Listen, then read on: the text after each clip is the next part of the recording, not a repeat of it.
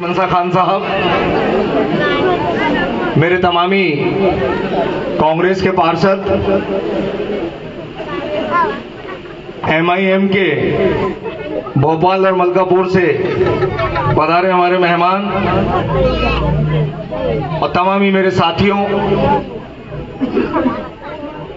मोहल्ला सेहत कुआं के मेरे तमामी बुजुर्गों, नौजवान साथियों और मेरी आवाज जहां तक पहुंच रही हो घर में बैठी मेरी माताओं और बहनों, अस्सलाम वालेकुम। मैं इस मोहल्ले से न जाने कितने सालों से परिचित हूं। मेरा आना जाना, सलाम दुआ आप तमामी हजरात से है। आप लोगों ने कई मर्तबा कांग्रेस के मंच से कांग्रेस के लिए वोटों की भीख मांगते हुए मुझे सुना है। आप लोगों ने कई सालों तक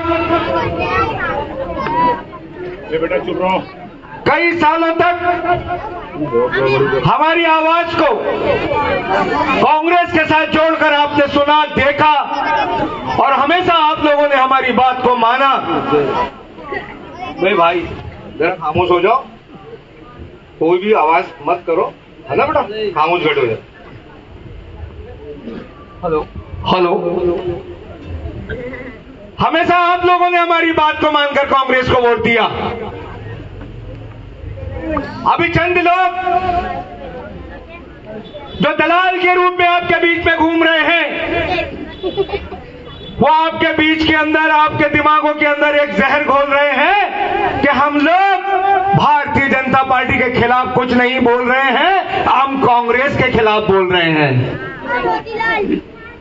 यह सवाल आप लोगों के दिमाग में डाला जा रहा है, लेकिन मैं उन दलालों से पूछना चाहता हूं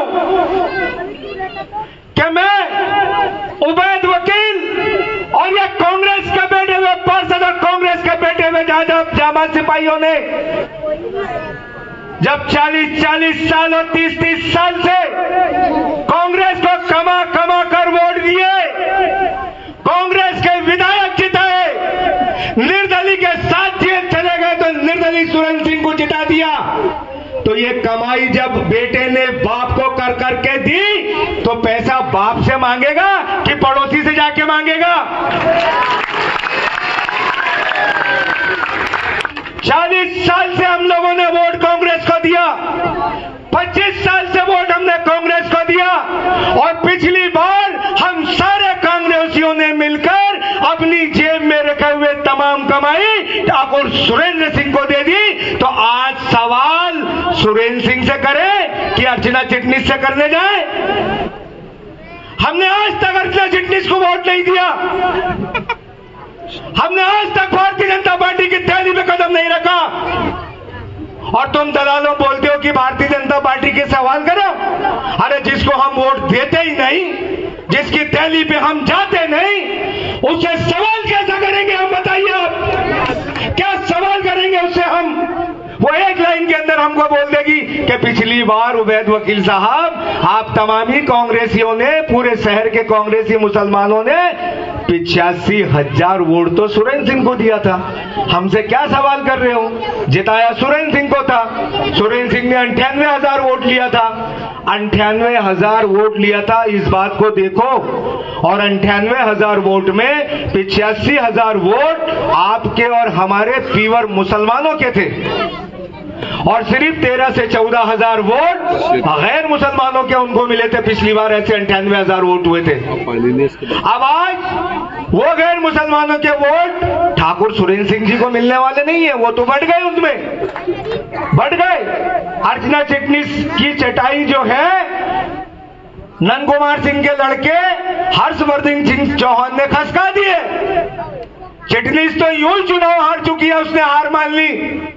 अरे हम तो वो कौम के लोगों के वोट जो तेरी झोली में डाले थे, हम तेरी झोली से निकालकर हम अपनी चटाई पर लाना चाहते हैं। हम उसके लिए मेहनत करने के लिए निकले। हमको अर्चना चिटनीस से क्या लेना देना?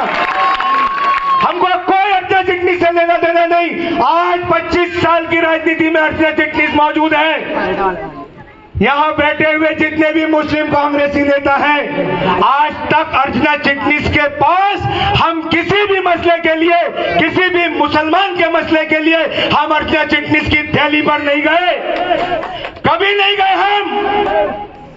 और ना हम अर्चना चिटनिस की कभी क़यादत किया, ना हमने अर्चना चिटनिस की कभी हिमायत की। हमने हमेशा हिमायत की है तो हमने ये की है कि हमारे अपनी कौम के लोगों का काम कौन करेगा, अपनी कौम के लोगों का दर्द कौन समझेगा। तो साथियों आइए मैं तुमको पिछले चुनाव में लेकर चलता हूं। आज ये 23 कांग्रेस के पार्षद जिनको कांग्रेस के अंदर कुर्सी मिली हुई थी, नगर निगम के अंदर नेता प्रतिपक्ष अकील औलिया बैठे हुए थे, उप नेता प्रतिपक्ष में बैठा हुआ था, हमें कुर्सियां मिली हुई थी। क्या लालच थी नफीस मंशा खान के साथ आकर उस कुर्सी को लात मारने की? क्या लालच थी वो 23 पार्षदों को इस्तीफा देकर ये बोलने की कि कांग्रेस के लोगों आप मुस्लिम टिकट यहां पर दे दो, क्योंकि भारतीय जनता पार्टी के 2 टुकड़े हो चुके हैं, उधर 2 रहेगा और कांग्रेस से 1 मुसलमान रहेगा। अगर आज 25 साल के बाद हमने मुस्लिम टिकट की मांग कांग्रेस से की थी तो क्या गलत की थी? और अगर वो कांग्रेसियों ने हमारी इस खिदमत के अंजाम देने को 30-40 साल की खिदमत हमने अंजाम दी कांग्रेस के साथ, और अगर हमारे कहने पे उसने मुस्लिम क़यादत को मंजूर नहीं किया तो फिर भी क्या हम बेगैरत जैसा बेइज्जत होकर उसी कांग्रेस के मंच पर जाकर बैठ जाते? क्या चाहते हो आप लोग? क्या हमें कोई गैरत नहीं है, हमें कोई ईमान का जज्बा नहीं है, हमारे दिल में ईमान नहीं है? तो हमने भी ईमान की रोशनी में फैसला किया कि लात मार दी अपनी अपनी कुर्सियों को और कौम और मिल्लत के लिए हम नफीस मंशा खान के साथ आकर बैठ गए। क्या गलत किया हमने? क्या गलत फैसला लिया? अरे बंटवारा होता है, जब बाप बेटे से अलग होता है, भाई भाई से अलग होता है, तो जमीन का बंटवारा होता है, मकान का बंटवारा होता है, पैसों का बंटवारा होता है, सोने चांदी का बंटवारा होता है। जब हिंदू और मुसलमान की बात कांग्रेस में आई तो हम भी मुसलमान की चटाई लेकर कांग्रेस से अलग हो गए और हमने भी अपनी क़यादत अलग कर ली। क्या गलत किया हमने? हमने क्यों अलग किया? क्या गलत किया हमने? क्या गलत फैसला लिया? आप सोचो, अपना दिमाग लगाओ कि अगर हमको पैसा कमाना होता, अगर पैसे की लालच होती तो अल्लाह बेहतर जानने वाला है। वो करोड़पति लोग हैं, वो अरबपति लोग हैं, वो खरबपति लोग हैं, अगर हम उनकी तरफ चले जाते तो हमको नोटों की गड्डियां मिलती, नोटों के ब्रीफकेस मिलते। लेकिन हमने उन नोटों को गड्डियों को छोड़कर हम कौम मिल्लत के साथ आकर इसलिए खड़े हुए कि आज हमको अपनी क़यादत की जरूरत है। साथियों 2026 आज से 3 साल बाद बुरहानपुर की विधानसभा अलग होने वाली है, शाहपुर की विधानसभा अलग होने वाली है। अगर आज हमने अपना कायद कांग्रेस के अंदर नहीं चुने होते या हमने ये लड़ाई वहां नहीं लड़े होते तो 2026 के अंदर शाहपुर की सीट गैर मुसलमानों की, नेपा की सीट गैर मुसलमानों की, नेपा से आगे बढ़ो 230 गैर मुसलमानों की सीटें। तो 2026 के परिसीमन के अंदर हम चाहते थे, हम कांग्रेसी मुसलमान चाहते थे कि अगर तुम मुस्लिम क़यादत दे देते हो और मुस्लिम विधानसभा में हमारा मुस्लिम उम्मीदवार जीतकर चुनाव में चला जाता है, तो जब वो शाहपुर की विधानसभा अलग होगी और बुरहानपुर की अलग होगी तो हमारा ये मुस्लिम उम्मीदवार जीतकर जो जाएगा वो विधानसभा में बैठकर इस बुरहानपुर की विधानसभा को इस तरीके से कटवाएगा, इस एरिया को जुड़वाएगा कि बुरहानपुर की सीट हमेशा हमेशा के लिए मुस्लिम क़यादत में आ जाएगी और मुस्लिम सीट हो जाएगी। तो क्या फैसला करना चाहिए था? कौम के साथ नहीं आना चाहिए था? कौम के साथ नहीं आते, कौम की नहीं सोचते।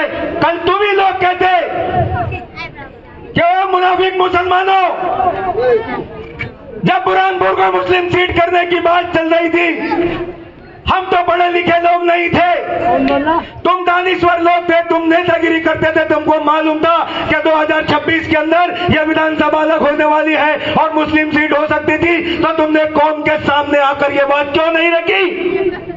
आप ही लोग ये इल्जाम लगाते। इसलिए आज हमको जीना भी कौम के साथ है, हमको मरना भी कौम के साथ है, इसलिए हम अपनी सच्चाई लेके आपके सामने आए हैं। क्या गलत फैसला कर लिया हमने? आइए 5 साल का विकास देखिए आप। भारतीय जनता पार्टी से आप लोगों ने कभी कोई ख्वाहिश रखी नहीं, छोड़िए उस पर, वो चुनाव हार चुकी है। अब आइए, 85,000 वोट आप लोगों ने दिया, 85,000 ये वो वोट थे जो बीवर मुसलमानों के मुस्लिम एरिया के 85,000 वोट ठाकुर सुरेंद्र सिंह जी को हमने दिया। क्यों दिया? हमको लग रहा था कि ठाकुर सुरेंद्र सिंह जी बुरहानपुर से अगर विधानसभा का चुनाव जीत जाते हैं तो मुसलमानों को यह उम्मीद थी कि वो हमारे दुख और सुख में काम आएंगे, हमारी गुर्बत के वक्त काम आएंगे, हमारी मुसीबत और परेशानी के वक्त काम आएंगे। अगर पुलिस हम पर ज्यादती करेगी तो वो हमारे काम आएंगे। अगर किसी पर कोई ऐसा वक्त आ गया मुसलमानों पर तो वो ये सोचेंगे कि 85,000 मुसलमानों ने मुझे वोट दिया है तो मैं आज मुसलमानों के साथ खड़ा हो जाऊं। ये सोच के हमने वोट दिया था। मैं पूछना चाहता हूं आपके लोगों से कि 26 से 28 वार्ड मुसलमानों के हैं। आप बताइए लॉकडाउन के अंदर कौन से वार्ड के अंदर सार्वजनिक रूप से विधायक ने लॉकडाउन के अंदर मुस्लिम एरिया के अंदर कोई राहत सामग्री बांटी?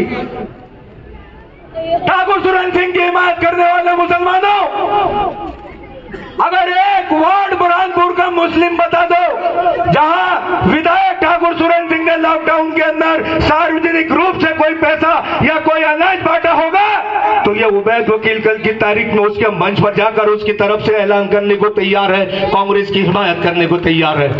आओ कांग्रेस के मंच पर बैठे मुसलमानों, हिम्मत है तो उबैद वकील की बात का जवाब दे दो। नहीं दे सकते, सच्चाई नहीं है, झूठ है। अरे इस बात को छोड़ो, 5 साल के अंदर पावर लूम मजदूरों के लिए, कोई बिजली के लिए एक आंदोलन, बिजली के बिल इतने बड़े, विधायक ने कोई आंदोलन नहीं किया। विधायक ने बिजली का बिल कराने की, कम कराने की कोई आवाज नहीं उठाई। यहाँ मजदूरी 25 की होती है, हमें मारवाड़ी 20 की मजदूरी देते हैं। विधायक ने इस ताल्लुक से भी कभी grupos y आवाज नहीं उठाई, उसके बाद भी हम वोट दे दें। अगर इस बार हमने अपने वोटों को अगर ठाकुर सुरेंद्र सिंह जी को दे दिया तो यह माना जाएगा कि ये वो कौम है कि इनके वोट लेने के बाद इनके काम करो या मत करो, ये तो वोट दे ही देती है। तो आपका वोट गुलाम बन जाएगा, गुलाम आने वाला नेता सिर्फ आपका इस्तेमाल करेगा। लेकिन सिक्के का दूसरा पहलू देखिए, अगर आप आज उनको वोट नहीं देते हो, नफीस बंदा खान को चुनाव जिता देते हो, तो कोई भी गैर मुस्लिम नेता कल आपके वोटों की ताकत से डरेगा और वो ये कहेगा कि ये वो कौम है कि अगर इसने वोट दिया है और इसके काम, इस कौम के काम अगर मैं नहीं करूंगा तो ये जितनी ताकत से कांधे पर बैठाकर दूल्हा दूल्हा करती है उतनी ही ताकत से ले जाकर नदी में भी फेंक सकती है। ये वोटों की ताकत दिखाने का वक्त है आप लोगों का। इस बात को हम समझाने के लिए आए कि अपनी वोटों को गुलाम मत बनाइए। साथियों, बहुत दुख और बहुत अफसोस होता है, हम लोगों ने हमेशा आपके बीच में रहकर जब भी कोई मुस्लिम ऐसा पस मंजर आया है जहां गैर मुसलमान और हिंदू मुसलमान की बात आई है, तो आप ये चेहरे देखिए, ये चेहरे देखिए, आप यहाँ बैठे हुए लोग यही आपके मसाइल के लिए पहुंचते हैं। 5 सालों के अंदर जितनी भी बार कोई ऐसी बात आई जो मुसलमानों के ऊपर जातिवाद को लेकर आई है, तो चाहे थाना हो, अदालत हो, कचहरी हो या कहीं कोई मसला मोहल्ले का इस प्रकार का हो, तो ये बैठे हुए लोग ही क़यादत करके वहां जाकर आपकी तरफ से रहनुमाई करते हैं। अगर ये लोग कांग्रेस को छोड़कर आज नफीस बंदा खान के साथ आपको आने के लिए बोलते हैं तो क्या गलत बोलते हैं। साथियों, 1,30,000 वोट हमारे हैं। आज की तारीख में 70% पोलिंग हुआ तो 1 लाख वोट डलेंगे। अगर वो 1 लाख वोट किसी के बहकावे में ना आकर, किसी अफवाह पे ध्यान ना देकर आपने सिर्फ ये ईमान के जज्बे को सामने रखते हुए वोट दे दिया, तो ये आदमी चुनाव जीतने से इंशाल्लाह कोई ताकत नहीं रोक सकती। इतनी बड़ी तादाद में आपके साथ वोट है। एक छोटी सी बात बताकर मैं अपनी बात को खत्म करूंगा। धूलिया महाराष्ट्र का एक शहर है, लोगों को पता होगा। एक पार्षद MIM का चुनाव लड़ता है, चुनाव हार जाता है MIM से। 2 साल के बाद, 1.5 साल के बाद वहां पर विधानसभा का चुनाव होता है। 2 लोग खड़े हो जाते हैं, 2, एक भारतीय जनता पार्टी से, एक कांग्रेस से। बीच में से एक मुस्लिम क़यादत उभर कर आती है, जैसे नफीस बंदा खान साहब आए।